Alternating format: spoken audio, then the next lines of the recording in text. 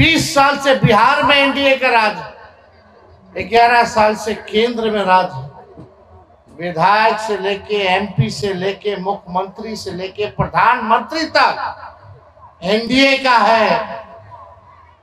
जरा आकलन कीजिएगा कि उस हिसाब से जब आपका एमएलए, आपका एमपी, आपका मुख्यमंत्री, आपका प्रधानमंत्री अगर है जिसको आपने चुना है, जिताया है 30 साल से, 20 साल से, 11 साल से, तो क्या इस क्षेत्र में आलमनगर की जनता पर जितना आप लोग ध्यान दिए हो एनडीए पर, क्या एनडीए वाले आप लोगों पर ध्यान दिए हैं कि नहीं दिए?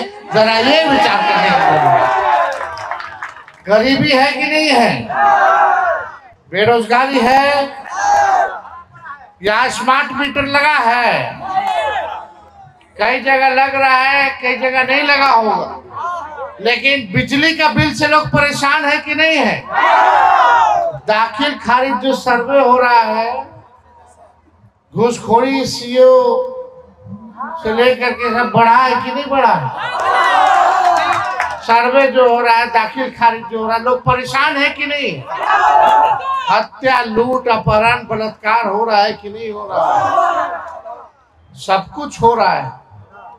तभी 30 साल से आप लोग उन्हीं लोगों को चुन रहे हैं। अरे 15 साल तो सरकार भी अनुमति नहीं देती है कि गाड़ी चलाइए 15 साल पुराना। का है 15 साल में गाड़ियों खटारा हो जाता है, धुआं छोड़ने लगता है, कब सफर में निकलेगा, कब इंजन बैठ जाएगा, कोई ठिकाने नहीं। आधा अधूरा आप लोगों का सफर में परेशानी होगी। तो जब सरकार आप लोगों को अनुमति नहीं देती है 15 साल पुराना गाड़ी चलाने का, तो 30 साल से आप लोग यहाँ से 20 साल से वही राज, वही पार, तो सरकार खटारा हुआ है कि नहीं हुआ? क्या नया सोच है सरकार का? कैसे आगे बढ़ाएगा? क्या तरक्की करेगा?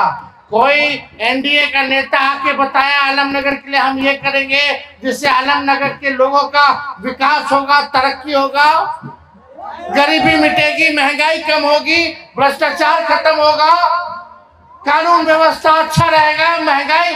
आप जाइए माताएं बहनों से पूछिए, सिलेंडर मिल गया लेकिन गैस भरवाने का हिम्मत नहीं होता, 1200 रुपया, इतना महंगा हो गया। हर चीज महंगा हो गया, पेट्रोल डीजल हो गया 100 के पार हो गया, हर चीज। माँ बहन अपना मन को मार करके रहती है, कैसे घर चलाती है माताएं बहनें बता पाएंगी।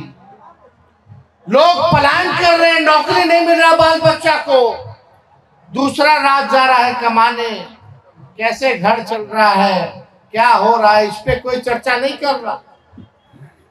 चर्चा केवल जात पर और धर्म पर करके वोट ले लेता है भाजपा वाला लोग।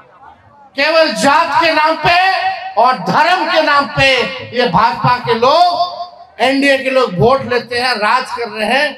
अभी भी बच्चे को अच्छा शिक्षा नहीं मिल रहा, अच्छा चिकित्सा नहीं मिल रहा, कहाँ इलाज हो रहा है, कहाँ लेके जाइएगा?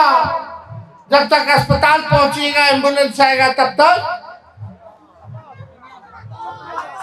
तो बताने की जरूरत नहीं। सब आप लोग जान रहे, आप लोग भुगत रहे हैं, फिर भी काहे धो रहे? हम आप लोगों से आए हैं एक मौका मांगने।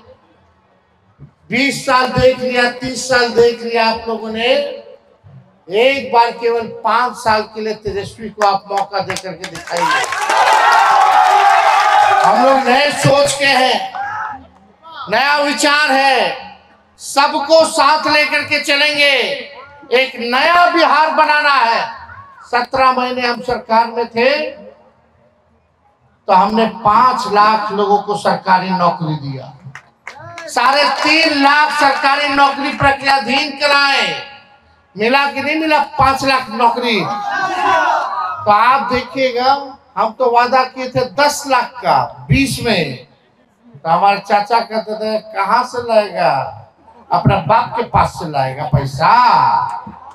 और जब चाचा जी हमारे लगे आ गए तो नौकरी, डिग्री, सब कोई जो है सर्टिफिकेट हम लोग देने लगे कि नहीं देने लगे, नियुक्ति पत्र दिए कि नहीं दिए।